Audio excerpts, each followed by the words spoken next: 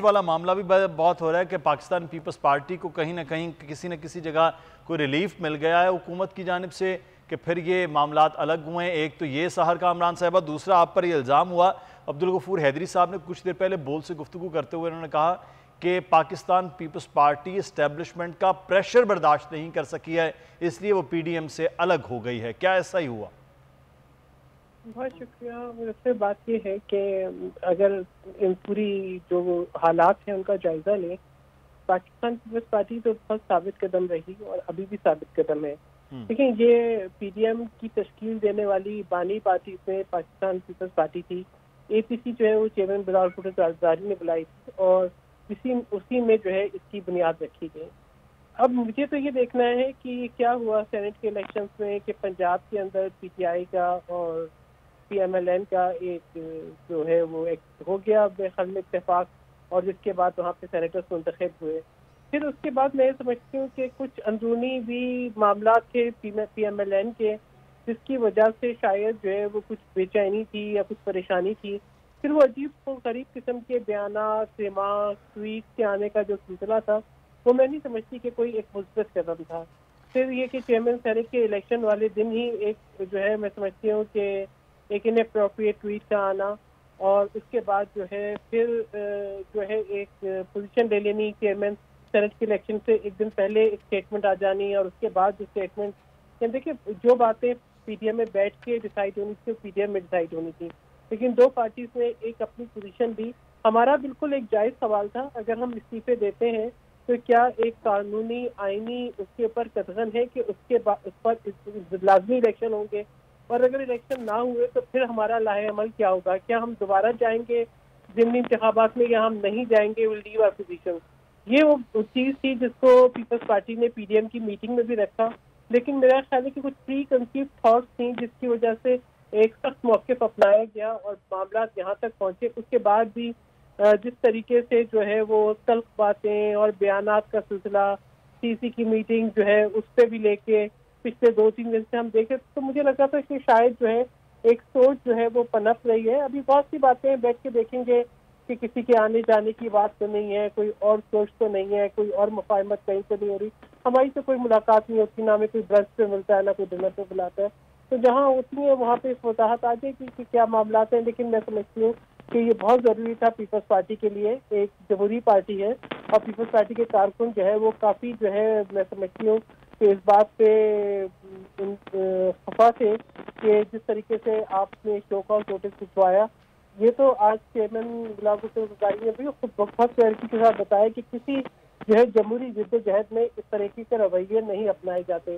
तो शायद खाकान नबासी साहब शायद भी समझे कि हम एयर ब्लू के मुलाजिम हैं और वो हमें शो कॉज नोटिस भिजवा देंगे, या जो है वो इस किस्म का रवैया के कोई मातहत पार्टीज है।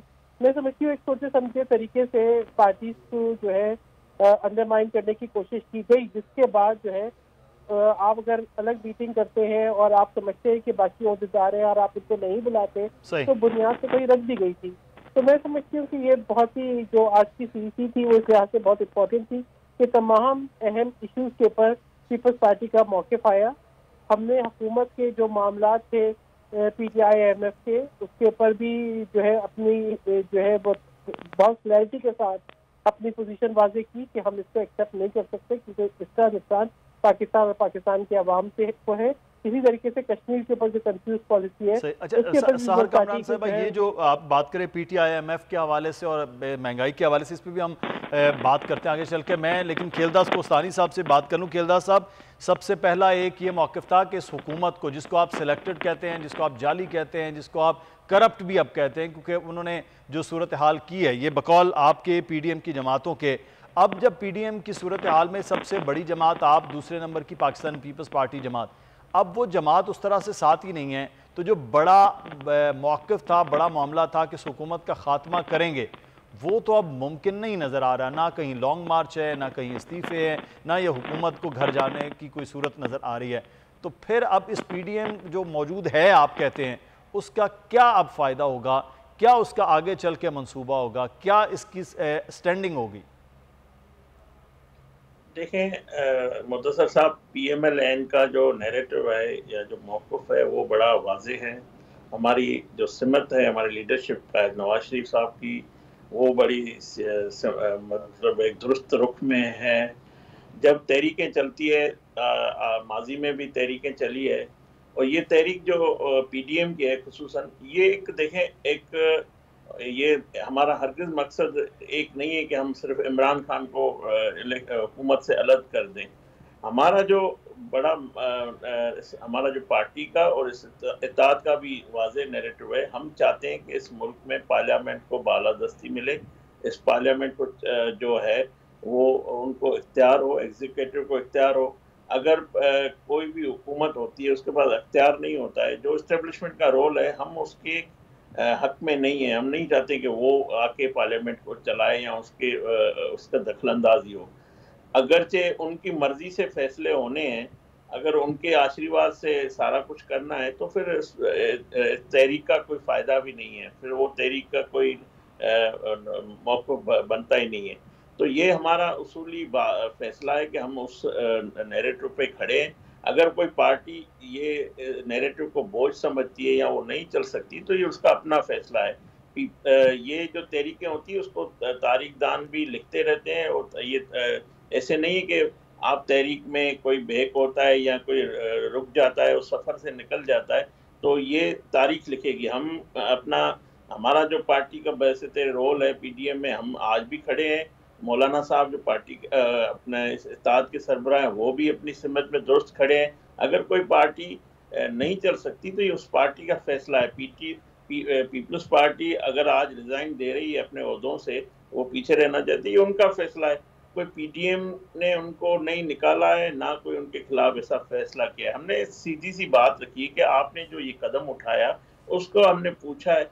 होना तो ये चाहिए कि जमहूरी तरीका यही है कि उस पे आके फोरम पे उस जो हाईएस्ट जो जहाँ पे सरबराही इजलास होता है, खेलदास साहब, ये तो कहा गया कि आपने पूछा नहीं, आपको तो गुस्सा था पाकिस्तान मुस्लिम नून को कि जो आपके साथ वादा था कि अपोजिशन लीडर आपका होगा। अब पाकिस्तान पीपल्स पार्टी आज़म नज़ीर तारड़ साहब को बहुत सारी मेजर वजूहात हैं, उसकी बिना पर वो उनको तो कभी भी अपोजिशन लीडर तस्लीम नहीं करते।